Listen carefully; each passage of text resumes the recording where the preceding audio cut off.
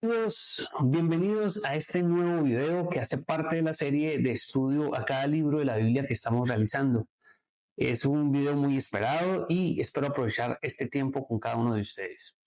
Nada más y nada menos que hoy nos corresponde el estudio del tercer libro de la Biblia, Levítico. Levítico es un libro muy interesante y hoy vamos a desarrollar una dinámica muy buena a través de 6 puntos. ¿Qué les parece? En primer lugar, estaremos viendo datos relevantes sobre este libro. En segundo lugar, el contexto histórico en el que se desarrolla, se desenlaza esta historia. Tercer punto, hablaremos de la teología que hay en este libro. En cuarto lugar, algo de cronología, personajes y geografía de este libro. En quinto lugar, retos de interpretación que por supuesto tiene la lectura de Levítico. Y sexto lugar, hablemos un poco de la estructura esquemática de este libro. Pienso que, por supuesto, es uno de los libros que quizás muchos cristianos ignoran. A lo mejor muchos prefieren pasar la página y decir, oye, es un poco complicado, prefiero entender otros libros de la Biblia. Así que estamos hablando de un libro denso en información, mucha información, muy similar a Génesis, pero que ha sido uno de los menos estudiados, quizás por la complejidad de literatura que se encuentra. Pero a través de este estudio estoy seguro que irás un paso adelante de lo que sería un estudiante serio en la Biblia. Muy bien, entonces iniciemos. Iniciemos hablando un poco del nombre Levítico. ¿De dónde aparece este título o este nombre? Por supuesto, en el canon hebreo el libro no es llamado de esta manera. Los 5 primeros libros de la Biblia, la Torá o el Pentateuco, solían llamar a estos libros con la primera palabra. Así que la primera palabra que aparece en este libro es Guakira, que es básicamente traducido como y llamó. Esta es la primera palabra que aparece en el libro. Entonces, en el canon hebreo es llamado de esta manera, Guakira. Pero el título Leviticón aparece en el griego en la versión Septuaginta. Bueno, yo sé que ya más de la mayoría de nosotros entiende muy bien que esta versión Septuaginta, la primera versión del Antiguo Testamento al griego, se hizo antes de Cristo por judíos que vivían en Alejandría. Esta versión Septuaginta ya le pone como nombre Leviticón a el tercer libro de la Biblia que tenemos hoy. Posteriormente la Vulgata latina, traducida por San Jerónimo, lo traduce como Leviticus, en fin. Entonces, más o menos etimológicamente es la historia del título, pero hoy vamos a aprender que Levítico también está relacionado, este libro está relacionado con la genealogía que viene a través del patriarca llamado Jacob. Jacob tuvo 12 hijos. La historia cuenta que el tercero de sus hijos, llamado Leví, también tuvo 3 hijos, Gerson, Kerat y Merab. De Kerat viene un personaje importante que es el padre de Moisés, el padre de Miriam y de Aarón. Anrán es el padre de Moisés. Y es muy importante porque Moisés se convierte en uno de los principales líderes, o por no decir el principal líder de la historia de Israel. Y junto a él caminaba Aarón, quien era llamado el primer sumo sacerdote del pueblo de Israel. Así que Leví es un personaje importante porque de su descendencia vendrían lo que llamamos la tribu de los levitas. Aparecen varias citas bíblicas. Génesis 46:11 nos habla de los 3 hijos de Jacob.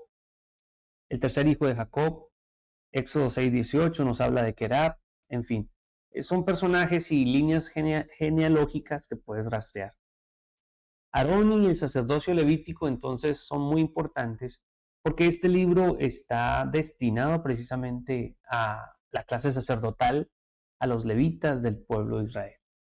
Recuerden que es un pueblo que viene, ya el libro de Éxodo nos estaba contando, viene de un periodo de esclavitud y obviamente un éxodo que los lleva a una situación muy importante. En primer lugar, pues es una nación que necesita organizarse, necesita leyes, necesita, por así decirlo, leyes civiles, y también necesitan aprender algo interesante, que es la forma de adorar a Dios.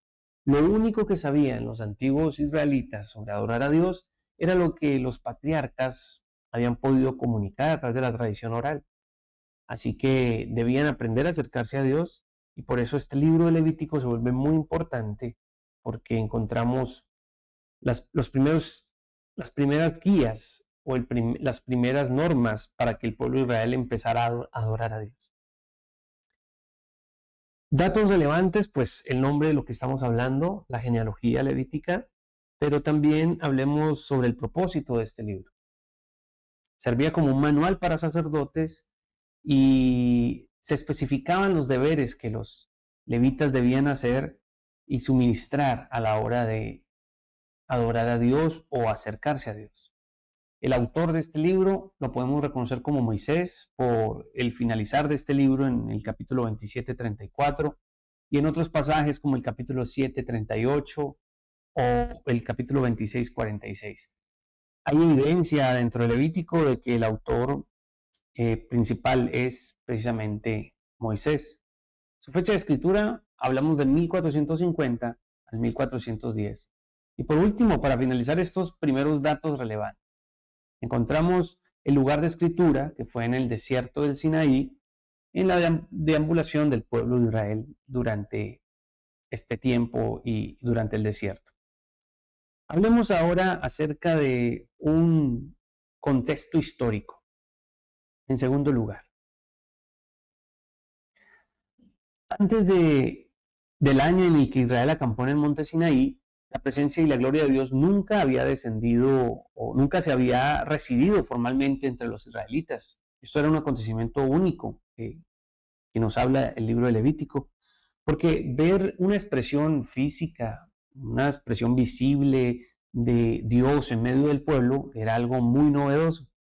Un lugar central de adoración como el tabernáculo tampoco antes había existido, y un conjunto estructurado de determinados sacrificios y días, fiestas especiales y ceremonias, pues nunca tampoco había existido como anteriormente les dije. Así que tampoco la idea de un sumo sacerdote o una clase sacerdotal que estuviera como intermediario entre la relación del pueblo con Dios. Esto nunca había sucedido y ese es el contexto histórico en el que se desarrolla el libro de Levíticos. Hay muchas situaciones nuevas para el pueblo que en una ocasión entró como 70 personas probablemente a Egipto. Recordemos la historia de José y el patriarca Jacob. Los dos murieron en Egipto, ¿no? Pero de allí sale después de 400 años toda una nación, todo un pueblo gigantesco. Estamos hablando de probablemente más de 2 millones de personas. Son posibles estadísticas, ¿no? Pero por supuesto que se trataba de un pueblo bastante grande y ya después del éxodo, pues ellos salen a la vida, llamémoslo así, a convivir como una nación, a desarrollarse como una nación. Ese podrían ser los datos relevantes del periodo o más bien el contexto histórico. Pero hablemos de la teología que hay en Levítico.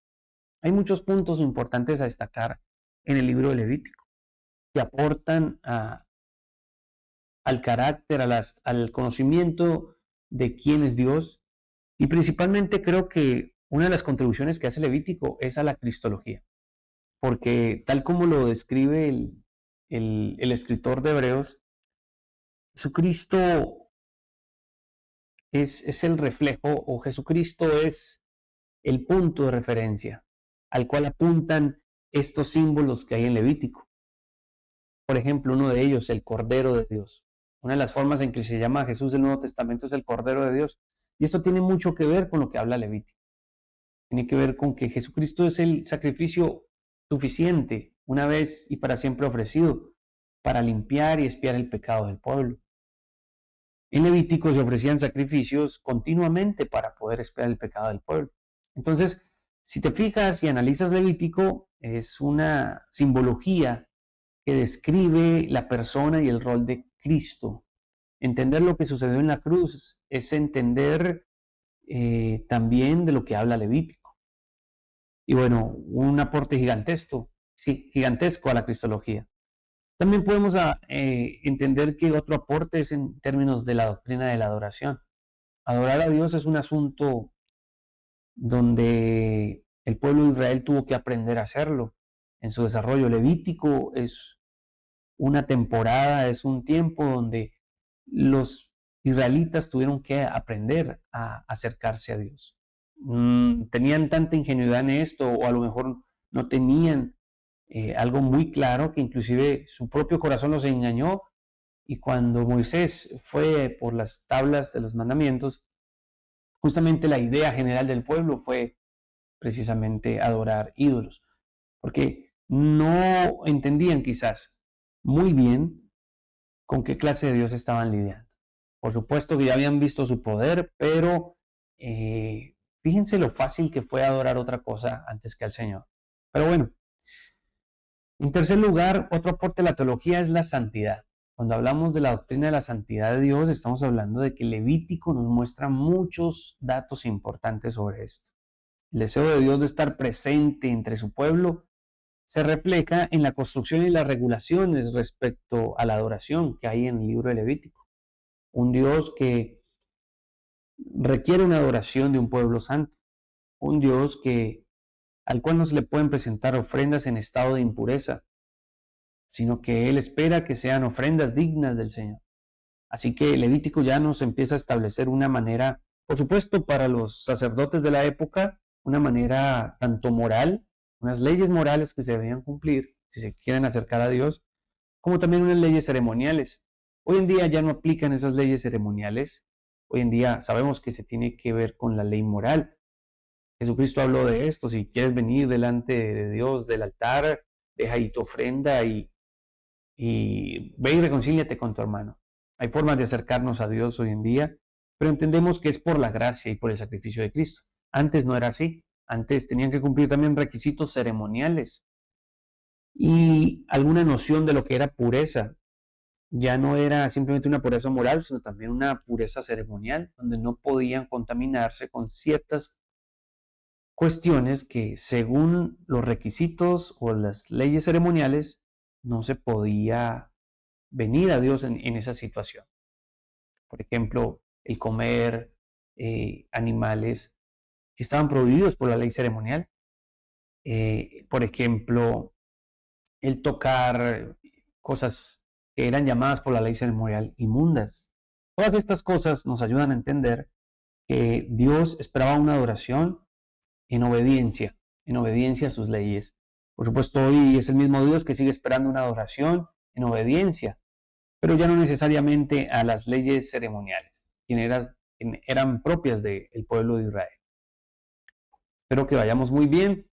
En este estudio mi propósito es que cada uno de nosotros esté creciendo y profundizando en estas ideas generales, introductivas sobre el libro de Levítico. Hablemos un poco, en cuarto lugar, de la cronología y personajes y geografía. Cuando hablamos de cronología, por supuesto, tenemos que trazar una línea de tiempo donde aparecen sucesos. Ahí en pantalla les voy a mostrar una línea de tiempo que se traza en los primeros 5 libros de la Biblia. Por ejemplo, encontramos la muerte de José, probablemente en el 1805 a.C., el periodo de esclavitud de Egipto, que por supuesto se extiende unos 400 años.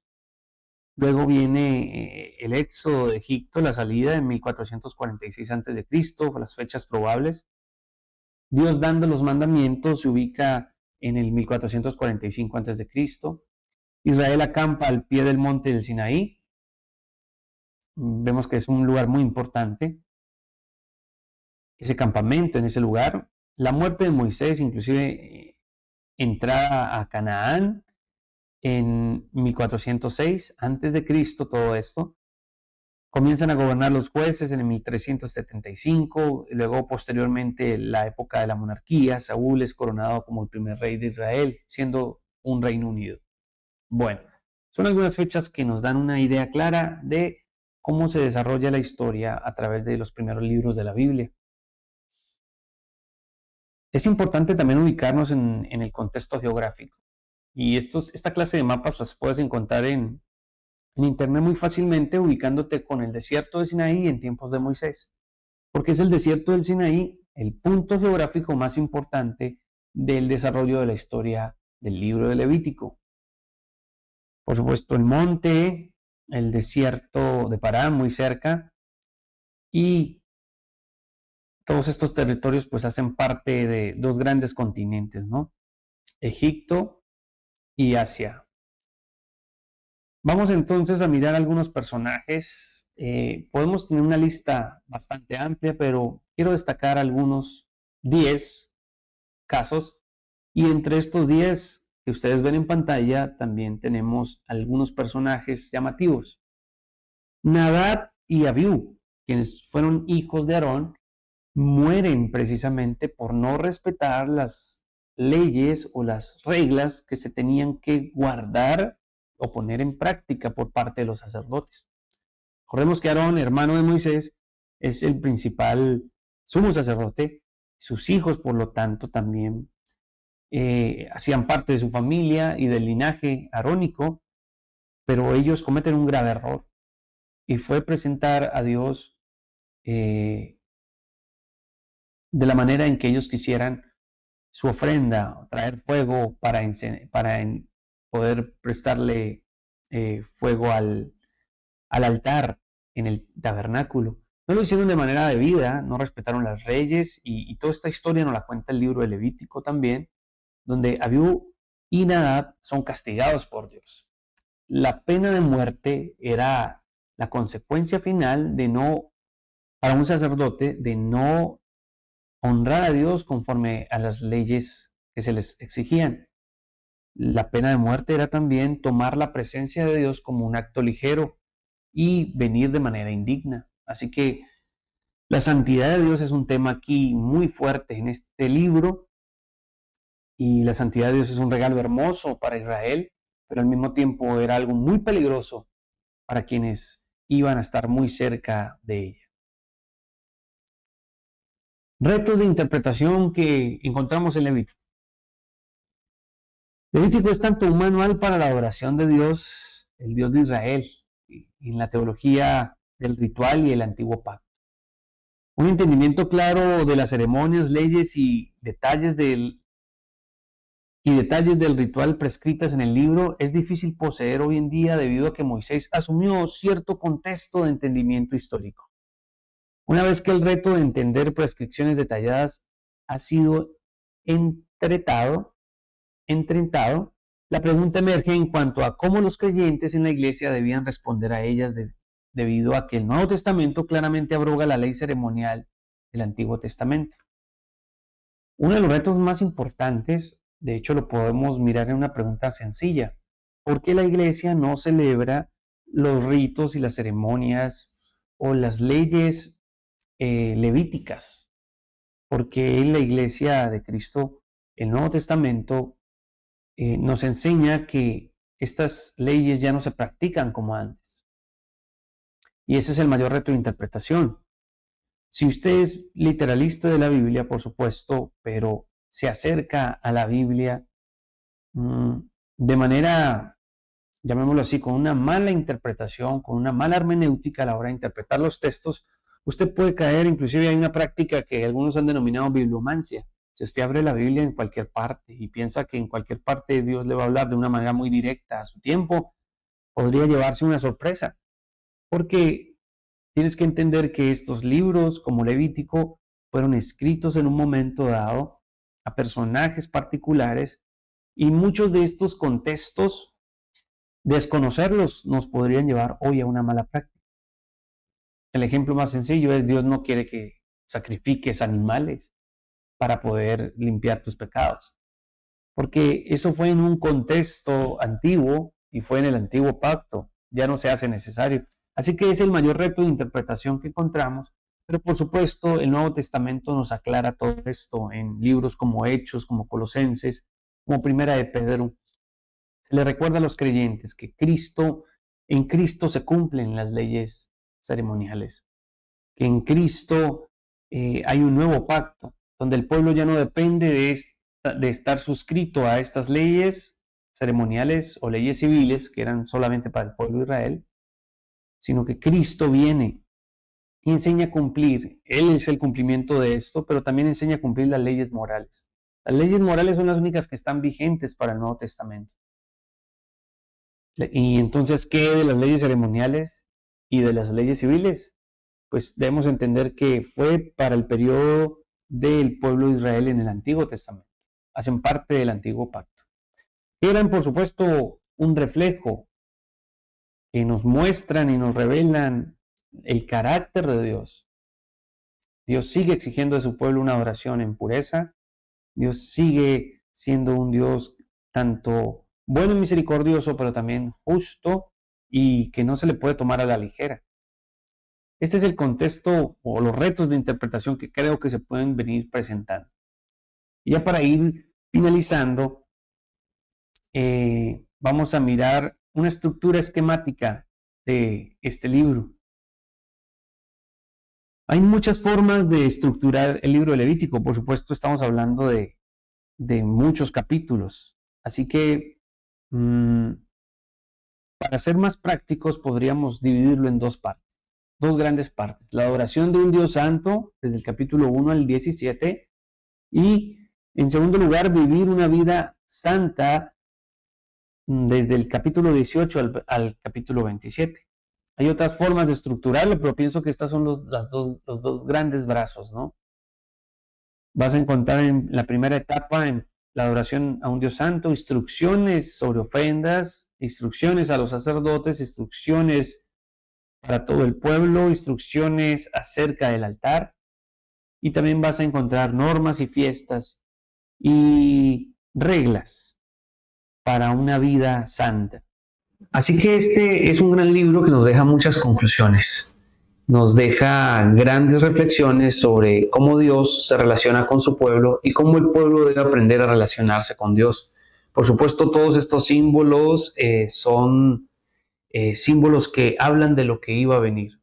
Nos reflejan y nos muestran a Cristo como el gran sumo sacerdote, como el gran sacrificio, como la gran expiación del pueblo.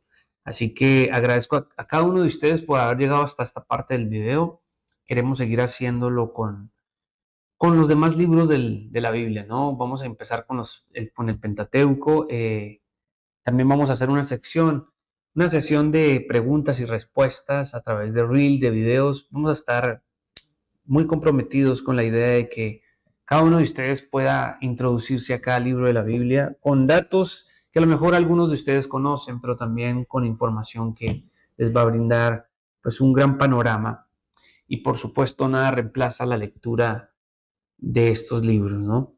Gracias damos a Dios por este tiempo, así que si quieren saber más de esto, en la descripción voy a dejarles un video de nuestros amigos de Project Biblia que utilizan algunas ilustraciones, algunas de ellas puede habérselas mostrado en el video o las van a ver en algunos de nuestros videos. Así que si quieren expandir un poco su conocimiento de lo que han visto el día de hoy, pueden consultar el link ahí en la descripción. No se olviden de suscribirse. Recordemos que este canal es una bendición y queremos seguir haciendo esta clase de contenidos para todo el pueblo de Dios y aún para la gente que no conoce de Dios. Así que gracias y nos vemos en la próxima. Bendiciones.